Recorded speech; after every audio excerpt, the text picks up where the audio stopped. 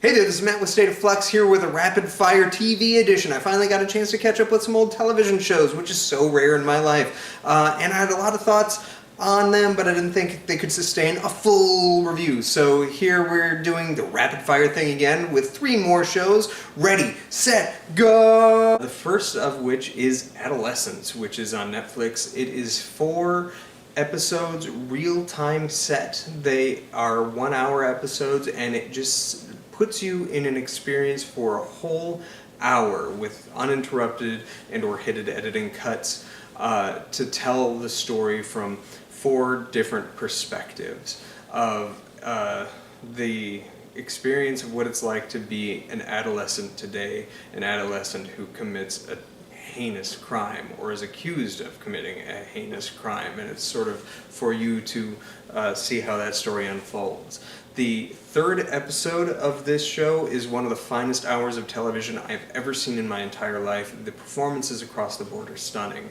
but this kind of is a show that doubles down on a concept that I heard told to me once a long time ago, which is whatever chat room is the first one you enter, an alt-right, alt-left, is the one that's going to shape you for the entire rest of your life. And this is kind of a thrusts you into that core concept of how a youth can be corrupted so heinously by the ideals put forth on the internet or through the verbiage of those around them that feeds into their identity, whether true or not. And it is a harrowing TV show. Those 4 episodes are strong, but that 3rd episode is one of just the most stunning, powerful episodes of television I've seen. Highly recommend Netflix's Adolescence. Pixar has a short series now on Disney Plus called Win or Lose, and as you would expect from Pixar, it pulls at the heartstrings and doesn't give you something wholly easy to digest.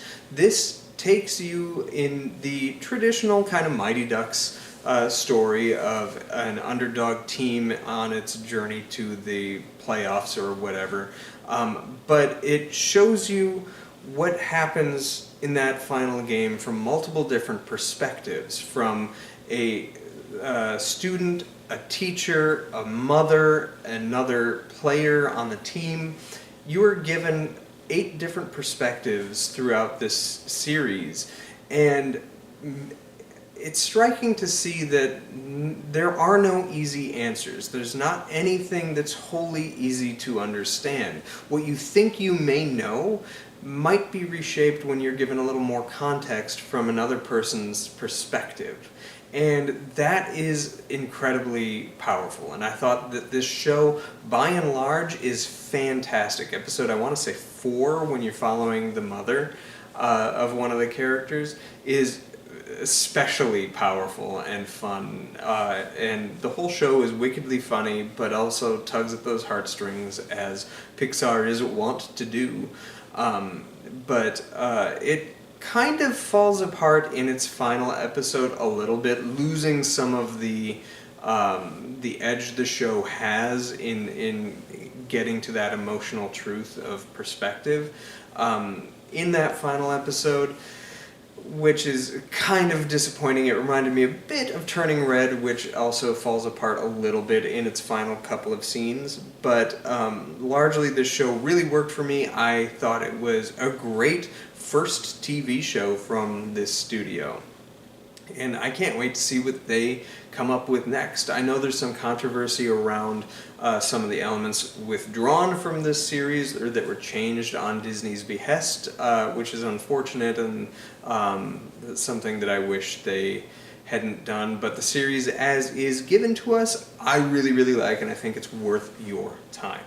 The last show I wanted to talk to you about that I caught up with was The Chosen. My wife is a big fan of this show, and for years she's been trying to get me to watch it, and I decided to sit down with her and watch the show from front to back. And I gotta say, it's something that I really quite like.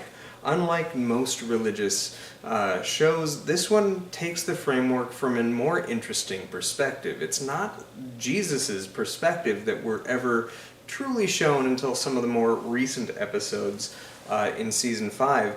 By and large, this is the story of Christ as told by the disciples. They are the main focus.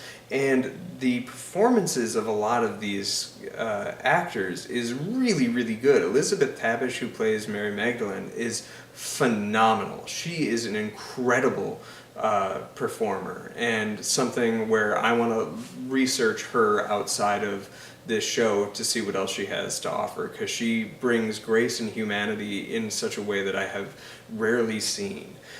Jonathan Roumie, who does play Jesus and is essentially a glorified cameo in much of the first season before he's elevated within each season to be more and more prominent until this final season where he's kind of the main character for large chunks. Jonathan Roumie is fantastic. He gives probably the best performance I've ever seen of anybody who has played Jesus before. There is a scene at the end of season 1 where he's talking to the dude from The Mummy, Lazarus, is it? But he's an actor who was in the 1999 Mummy movie, where it reminded me so much of the first Superman, the Christopher Reeve Superman. That's the energy that Jonathan Roumie gives Jesus in this series, and he's really, really good in this role. So much so that I can't really picture anybody else in it any longer. Shahar plays Simon and/or Peter, and he also is one of the strongest performers across the show, and also ludicrously good looking, like distractingly so. But the whole notion of learning the story of Christ through the disciples is really quite interesting, because you don't feel like you're being lectured to, which I think a lot of Christian dramas, be it film or television, tend to feel like. You're learning as the characters are learning, and it's not in so much a lecture, you're seeing growth that's natural in its occurrence. And I think that was a really, really clever way for the story to grow and evolve.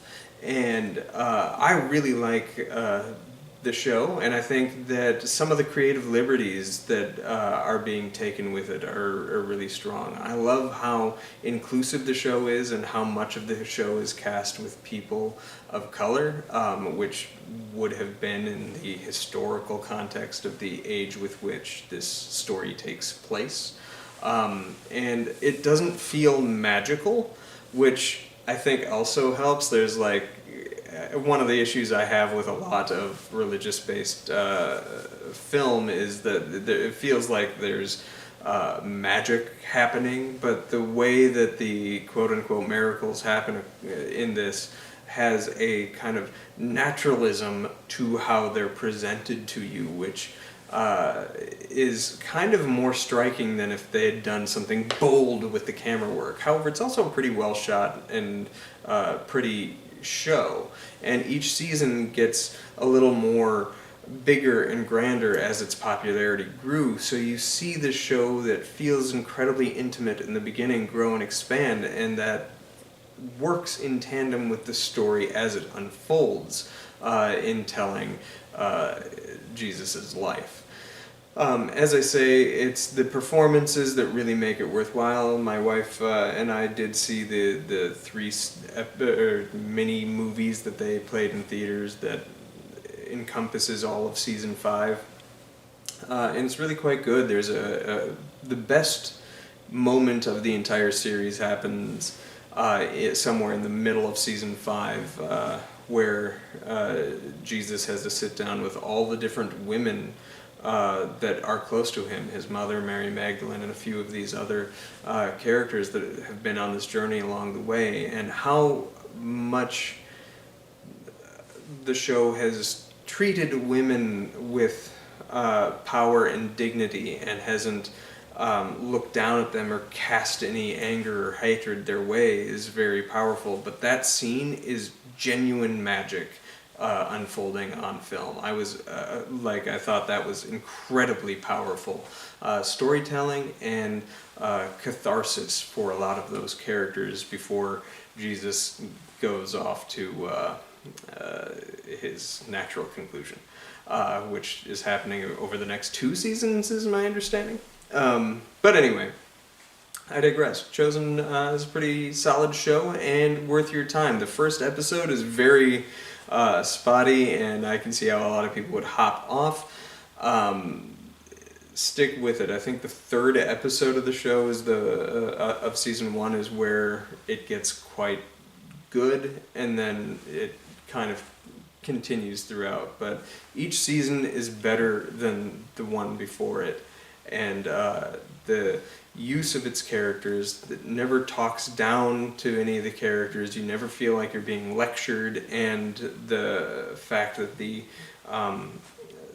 there's an inclusive quality to it and its teachings, and a condemnation of a lot of what we're seeing in certain aspects of society today is that would take this story and bend it to their own disastrous meanings and stuff like that. This show is kind of the antithesis of that bending, and it's good, worth your time. And there you have it, everybody. That's my rapid fire reviews. Hope you enjoyed them. If you like this format, let me know in the comment area down below, and let me know what you'd like to see me review in rapid succession like that once more. It's kind of fun to do these super swift reviews. Thanks for watching, like, subscribe, do all that good stuff. Peace.